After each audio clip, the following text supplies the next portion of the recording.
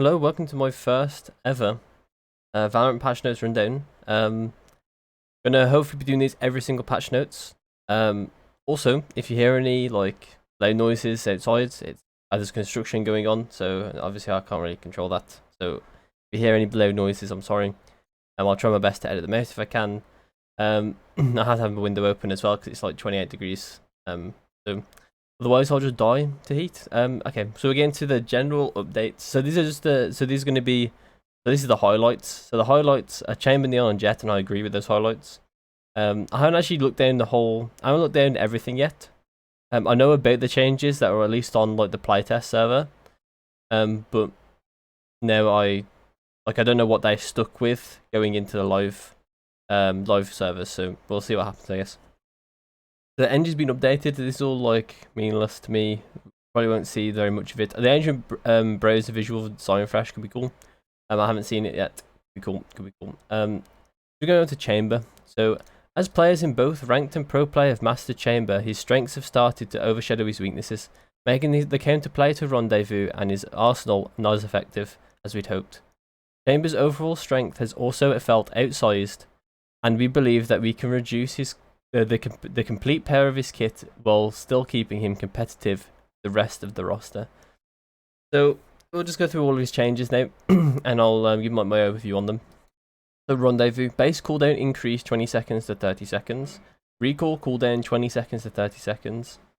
Cooldown set to 45 seconds whenever a Rendezvous anchor is destroyed.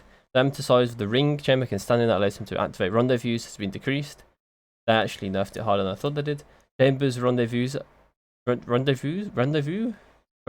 is intended to be powerful at holding space, but the generous radius allows him to take space with more aggression than intended. Okay, this is one of the main parts of Chamber that was strong.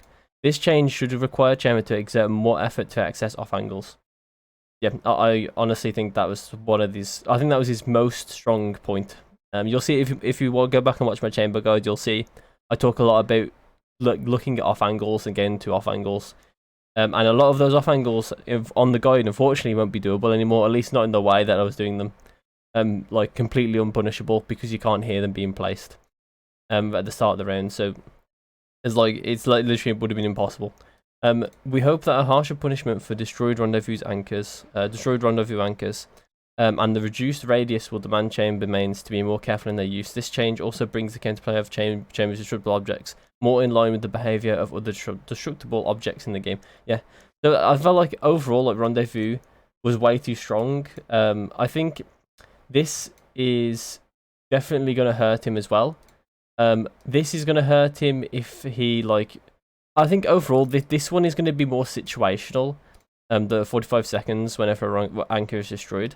I think overall it's situational because you don't always get them destroyed. It's very hard to get them destroyed unless you horribly misplace them. It just means you can't be too you have to kind of think where you're going to put them a bit more now. You can't just place them in the middle of nowhere, and then no one's going to shoot them because it doesn't actually punish them at least enough. I always used to shoot them in some situations because it can punish him if we're about to go onto site and things like that. The diameter size of the ring is the biggest part of him. That's been nerfed, I think. So this means a lot of the off angles that he could have got into have now been completely taken away, or they've been moved to a point where you have to place your rendezvous after the round has started on defense, or on attack you have to place them closer to where you want to peek. You have to be a lot more. You have to be a lot more aware of where your rendezvous need to be placed for you to then be in positions where you can have impact in the round, especially on attack as well. It's got a bit harder on attack, where you have to make sure you're placing them against the walls properly. You can't just place them in the middle of areas. You also sometimes may not be able to even place them against walls and then still be able to go around the wall and TP to them. You have to actually bring it with you. There might be some in that. I can't think of any off the top of my head. I think Breeze B is one of them, where he has to make sure he brings the one TP on site with him, or on backside with him. He can't just stick them behind the walls. So that that's his biggest change. His trademark, so it's Haze C, but it's not a C for me. But his trap. So his trap slow duration has gone down from 9.5 seconds to 6 seconds. I think this is fine. I think that his trademark slow was honestly not the main part of it, so I think nerfing this is not as impactful as I realise. It just means that he's got one less strength in that trap. I think that honestly it should be even less than this. I think the main strength of his trap anyway was to see if anyone was there or not, and to like guarantee like that someone's in that radius. I mean, they could still be smoked off on like chamber trip, Cypher trips. So I think we're going to see the rise of Cypher again, with Chambers changes, but we'll keep going with Chambers changes. So for the Force, ultimate points required 7 to 8. The duration decreased from 9.5 seconds to 6 seconds. It's pretty just in line with the trademark a bit. So I think overall, like, this is pretty good in terms of the health of the game. For Chamber specifically, he was able to stop way too many pushes with the slow duration. So ultimate points required is also 7 to 8. So he'll get it a lot less throughout the rounds. He won't be able to. It'd be harder for him to bridge the third round if he gets enough kills. And then sometimes you would give him the defuse or the plant or whatever, and that's going to be less efficient on him now because it takes him longer to get it. So we'll see. You know, I mean, there's still going to be situations like if he's 1 off, you're still going to give him the defuse, or 2 off, you're still going to give him the defuse probably. But he's less likely to be like tutored for it in the same way you might see like some other agents like Killjoy or Viper want the plants for their ults to be up faster throughout the game, or more frequently throughout the game. Sorry. Okay, so Headhunter. Bullet cost increased 100 to 150. It's important that Headhunter is a powerful side-on for Chamber, but at its current price point, Chamber doesn't have to engage in making difficult economic decisions as meaningfully as other agents. This should most notably impact Chamber's decision making on pistol rounds and save rounds. The ultimate point change, Tour de Force, is also working towards this goal. Yeah, okay, so I agree with most of it. The one thing I don't agree on is the economic decisions aren't actually as hard as people realise. So on save rounds, all you have to do is make sure you have 4,100 left. And on pistol rounds is the actual hard part now with this change. I don't actually know what I'm going to do on pistols now when I play Chamber. It's going to be a bit awkward because then you can buy like 2 bullets, a trap, and then what do you have left, right? You have 300 left, so you can buy 4 bullets in a trap instead of 6 bullets in a trap. That makes sense, yeah. Or you can buy 4 bullets. No, you can buy armor. You don't go armor anymore, I guess. At any point, I don't think you ever go armor because you can't get 4 bullets. You get 2 bullets, 2 bullets in armor. I don't think that's worth, because I used to. So when I played Chamber originally, when I first started playing, when he was new, I used to go 2 bullets a trap. I used to go 2 bullets trap and armor on pistol because it felt very overloaded, and it was overloaded. There was rounds where I get 2 1-taps and I'd be unkillable basically because my armor. Where I'll get headshot by a classic burst and still be like on like 21 health. So it's like, and it wouldn't die to like a random burst. So it's honestly crazy back then what you could do, but now that's like completely gone out the window. You can't do that sort of stuff anymore. And even then the meta has kind of been 6 bullets and a trap, or sometimes you would see 4 bullets in armor. Very rarely do you see 4 bullets in armor unless it's like guaranteed that you're going to be like controlling the map on pistol, which is very, very weird. Like a 5-man spread out default sort of deal. That's when you don't really want to trap, but at the same time, like, I mean, I think the best thing about this is that it's going to make pistol rounds a bit more up in the air for now, give him a bit harder to, and also it'll also make people that don't understand the economy of Valorant to actually have trouble with Chamber, like his economic decisions that he can make. So most of the time you don't really need to buy bullets, because you should have a gun. And in the cases that you don't have a gun on that round, then you just buy until you got 4.1k, and that's it. That's basically all the decision you need to make most of the time. So I mean, I don't understand exactly the full like difficulty in economic decisions that people have to make, but I think pistols are definitely going to be harder for people to like understand what is the best choice. I think it's still going to be 4 bullets in trap rather than 6 bullets in trap. That's going to pretty much be, I think, what people are going to go for. As well, definitely what I'm going to do when I play Chamber, I think.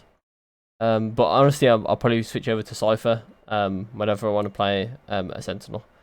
Okay, ability regional damage breakup to our weapon. So basically, Neon's going to get headshot on a ult. And Chamber and leg shot multiplier. Oh, what? Wait, that's crazy actually. Wait, I didn't know that was even happening. Okay, Neon overdrive. So damage per shot has been reduced. Kill zone has been increased. That means that's the range. The leg shot multiplier. So now, if you get leg shots with Neon ult, it's going to do basically no damage. But the headshot has been increased to 3, which means that it's going to be a lot of damage fast if you just get a bunch of headshots for 3 ticks. The damage per shot. So if you get 3 headshots, you kill them, and think about how fast Neon ult hits shots on you. You're going to die incredibly fast if they headshot you at least twice. If they headshot you 3 times, you're just dead. It's just dead. Fast. Very, very fast. It does 162 damage if you get hit 3 times, I think. So tour de force. Leg shot multiplier has been reduced to from 1 to 0.85. So I mean that means that tour de force no longer is a one-shot sniper. Now instead, it's just the fast one. So it's the fast version of the operator. But it does mean that it just required the chamber player to not hit leg shots, which is a good change. I think it's a good change because it means that a lot of the chambers that were just bad and couldn't hit body shots or headshots, and you know, were hitting leg shots all the time, they're going to get punished from this quite heavily. And then Blade Storm for Jet, same thing. They're just going to get punished. The bad Jets that can't kill with body shots or headshots are going to get punished because they're going to hit leg shots and potentially die because they have to hit 1 extra knife. Fixed an issue with Jet's Tailwind where switching weapons in the middle of the dash would cause the weapon pull-out animation to take longer than desired. Gameplay systems fixed a bug where some Reyna/Killjoy HUD elements were still visible after enabling hide user interface. Fixed a bug where diffuse animation wouldn't consistently play if the orb is tapped in rapid succession. If the orb is tapped. Okay, I mean, I guess that's maybe a typo. Yeah, so that's going to be the end of the video. I think the general overview of the patch is that it's generally a positive direction for the game's health. Chamber is going to get nerfed, and he's going to be in a bit up in the air with exactly how strong he's going to be. I think he still is good in like higher like sort of elo play, but I think in the lower elo to mid elo, he's going to be a bit harder to play. And I think in general that means like in like those sort of elos, like Sentinels are going to be in general harder to play because Cypher and the Killjoy, they aren't the best agents, and now Chamber has a lot more skill involved to how you play him with the rendezvous, his tour de force, leg shot multiplier, and just the way like the increase points. The economic stuff you need to actually take into account a bit more now, tiny bit more. I wouldn't say it's a massive change, but it's definitely one that if someone doesn't understand the economy, they might just absolutely destroy their own economy playing Chamber. So we'll see exactly what the changes are going to end up like. I think the Neon ones and the Jet ones are completely fine. They're not going to switch up the game a massive amount. Which personally, I like to see more buffs in this. I would have liked to see another buff, like a buff somewhere on someone, maybe on Killjoy. But I guess we'll see next patch.